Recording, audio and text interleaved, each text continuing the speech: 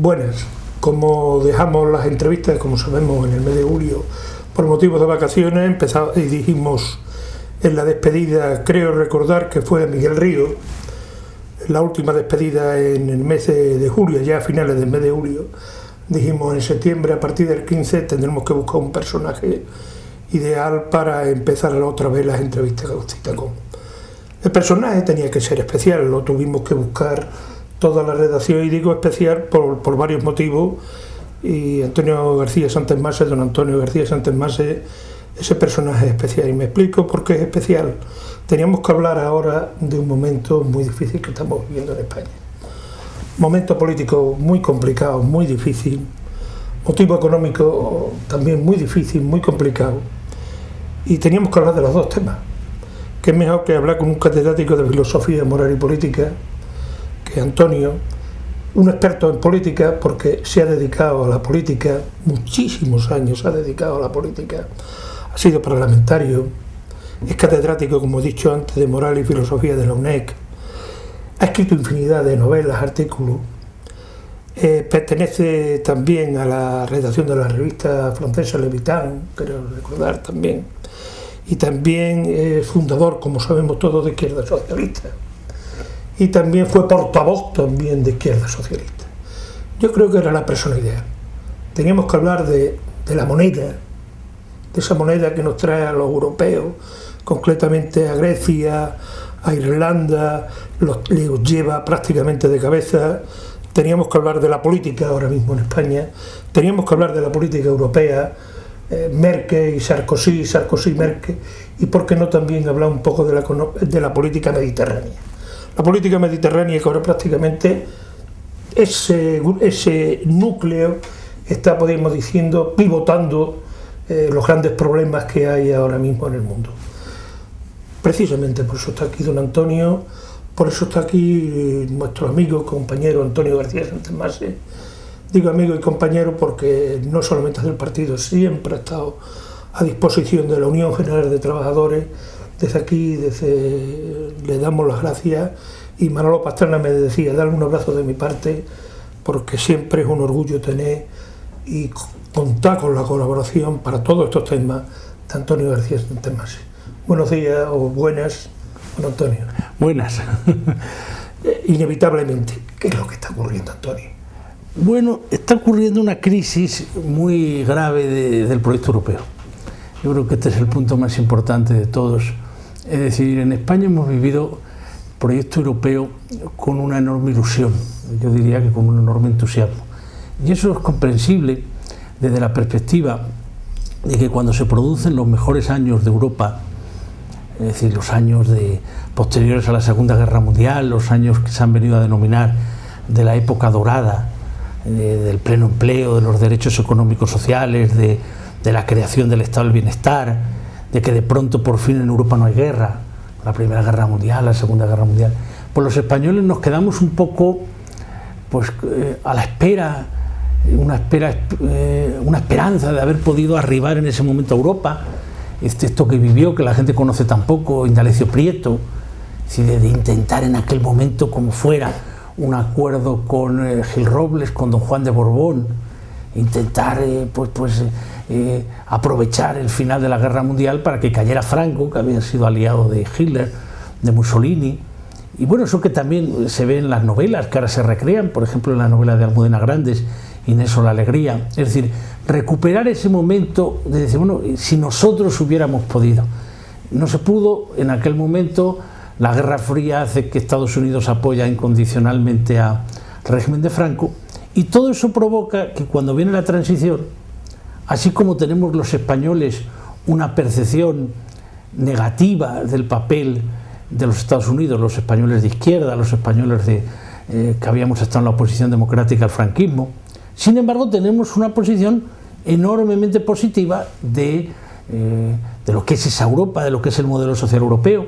Y la prueba está que el referéndum de la OTAN del año 86 dividió radicalmente la opinión pública, y nuestra entrada en lo que todo se llamaba Comunidad Económica Europea se hizo por unanimidad en el Parlamento, sin referéndum, y con una especie de consenso donde no había ninguna fuerza que quedara excluida de ese gran acuerdo. Es ese gran momento de entusiasmo Hay un segundo momento, que son los años de mitad de los 80, principios de los 90, los años en donde pues hay líderes europeos como Mitterrand, como Kohl, como Delors, como el propio Felipe González en España, que intentan pues ver de qué manera se puede producir la incorporación de países como Grecia, como Portugal, como España, a esa Europa de los 9, de los 12, de Europa de los 12, de los 15. Y entonces, claro, de pronto viene la caída del muro de Berlín, se produce un hecho nuevo, la unidad de Alemania, se produce la desaparición del Pacto de Varsovia. Europa pues, se vive pues, en un dilema, que es el que yo creo que estamos pagando ahora, que es el dilema de que cómo se les decía a esos países que habían vivido una dictadura, que se les seguía cerrando la puerta a entrar en Europa, cuando ellos también eran Europa, pues el caso de Rumanía, el caso de Bulgaria, el caso de Polonia,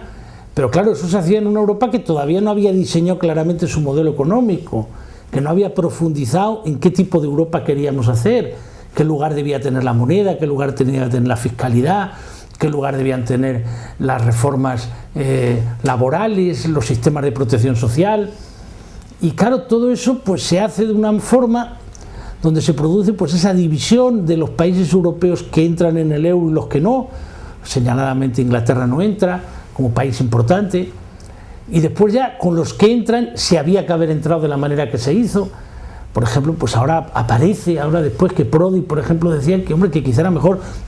que países como Italia y como España hubieran esperado un poco a ver cómo funcionaba el asunto. Y claro, el sustraer a los países la moneda, pues claro, al principio se vio como una cosa enormemente positiva, pero claro, eso tiene elementos negativos, porque en momentos determinados, si tú tienes tu moneda, tú devalúas tu moneda, tienes esa soberanía, y eso te permite que tus productos vuelvan a ser competitivos.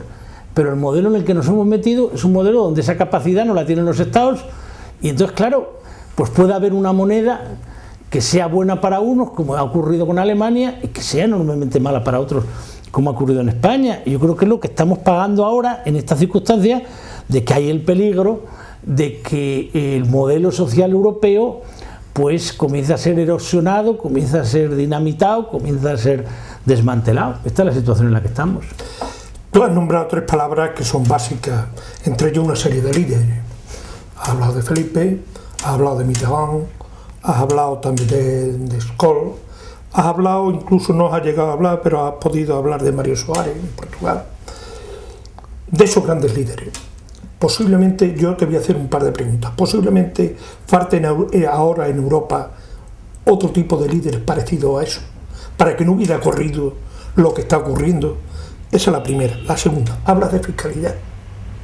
No se puede hablar de un sistema monetario si no es fiscalidad, porque claro, si no es fiscalidad, la moneda funciona como está funcionando, al pairo de las especulaciones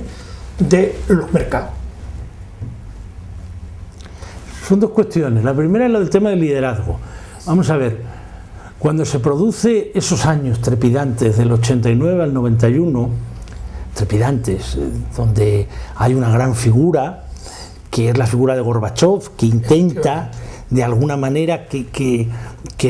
desaparezcan los bloques militares, pero que se entre en un nuevo pensamiento político, que no era solo reestructurar su aparato productivo con la perestroika o dar transparencia al sistema, sino que de alguna forma se supere el tema de la carrera de armamento, la militarización del mundo internacional, que esos recursos se dediquen al problema norte-sur, a afrontar el problema del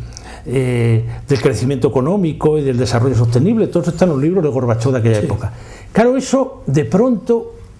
pues eso se viene abajo porque comienza esta cosa de la primera guerra del Golfo, comienza una serie de fenómenos ahí, donde de pronto la idea que había de que desapareciera la OTAN se mantiene, la unidad alemana se hace al precio de que los otros países pues aceptan lo que durante 2 o 3 años antes se consideraba inverosímil, que cómo se iba a lograr la unidad alemana, y eso hace que hay unos líderes allí, como es el caso de Mitterrand, que hombre entienden que hay que hacer algo histórico, que es sellar una reconciliación más fuerte, más potente que la que habían hecho Adenauer y De Gaulle entre Francia y Alemania. Por decirlo brevemente, esa cultura que tenía Mitterrand, esa cultura que tenía Kohl, que venía también de la experiencia de Erhard, la experiencia de Adenauer, ¿la tiene Merkel? Esta es la pregunta. Porque claro, yo veo que ella es una mujer que viene de la República Democrática Alemana, pero claro, todo esa cosa que tuvieron aquellos líderes de pensar que era imprescindible un capitalismo renano frente a lo que se llamaba el capitalismo angloamericano, que era imprescindible una economía social de mercado, que era imprescindible no volver a lo que había significado los años 20 y los años 30 en Alemania. La gente dice, es que en Alemania hay una gran importancia, se da una gran relevancia al problema de la inflación. Y es verdad, pero no se da solo importancia al problema, se da importancia a qué crisis se provocó en la sociedad alemana para que se produjera un fenómeno como el de que el nazismo llegara a tomar el poder. ¿Y qué ocurrió para que la sociedad alemana mirara para otro lado? Cuando se producía la represión de la socialdemocracia, de los comunistas, de los judíos, hasta producir una cultura como la del Holocausto. Y entonces hay toda una época alemana donde el alemán, digamos, vive la culpa de lo que ocurrió, el mirar a otro lado. Y sin embargo es como si ahora viviéramos ya en el siglo XXI una nueva generación de alemanes que dijeran, no, nosotros realmente nuestra vocación europea pues es escasa. Esto te lo dicen los profesores del Instituto de Florencia, lo hablaba yo con Pepe Borrell, que es ahora rector de esa universidad, y decía, chicos, que una de las cosas sorprendentes es que vienen estudiantes alemanes y te dicen, mire, yo ideal por Europa no tengo ninguno. La culpa que tenían nuestros padres, nuestros abuelos por lo que ocurrió, pero nosotros nos vemos en otra perspectiva. Entonces, claro, si tú no haces un liderazgo en Alemania que le expliques a la gente que este modelo no es un modelo donde ellos están pagando a unos paniaguados que no trabajan, sino es un modelo donde ellos han sacado grandes beneficios, pues si me permites la expresión, esto me recuerda a un profesor español, colega de filosofía, por cierto, un premio en Andalucía, yo creo, de las letras, Emilio Lledó, que me decía en la UNED una vez, dice, mira, yo cuando llegué a Alemania, en los años 50, hubo dos tópicos que acabé con ellos. El primero era el tópico español, de que los alemanes eran cabezas cuadradas. Y decía Lledó, no, yo cuando entré en aquellas facultades de filosofía, cabezas cuadradas, lo que teníamos aquí, o sea, las asignaturas rígidas, los planes de estudio, allí te daban a elegir lo que querían. Pero el segundo tópico era que los españoles no trabajaban. Entonces, cuando volví a Alemania en los años 50, en los años 60, y vi lo que trabajaban los andaluces o los gallegos en aquellas fábricas alemanas, dije, pero bueno, esto es un tópico completo. Entonces, estos prejuicios que se repiten. Entonces, aquí ha habido un cierto prejuicio de que el alemán acostumbrado a venir a la Costa del Sol, a Mallorca o a Canarias, que está todo el mundo tomando el sol todo el día, que nadie ha hecho nunca nada. Y entonces, claro, esto es lo que se les ha vendido, que ellos sí son gente dada al esfuerzo, al trabajo, y aquí se vive, digamos, en la siesta perpetua. Claro, o se hace un esfuerzo de liderazgo, de mostrar cuál es la capacidad que han tenido estos países de salir de la situación en la que estaban, el caso de Portugal, el caso de España,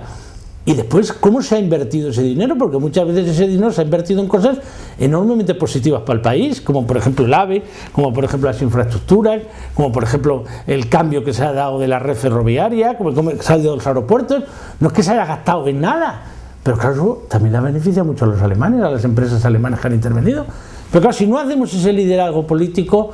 es difícil que los problemas técnicos, como el de la fiscalidad o el de la moneda, puedan funcionar, porque la política tiene su lógica, y la política apela a sentimientos, la política apela a emociones, y cuando hay sentimientos y emociones también hay prejuicios, y cuando hay prejuicios, o tú haces un esfuerzo de superar esos prejuicios, o esos prejuicios quedan arraigados en el corazón, en el alma humana, en el inconsciente, y son muy difíciles de superar.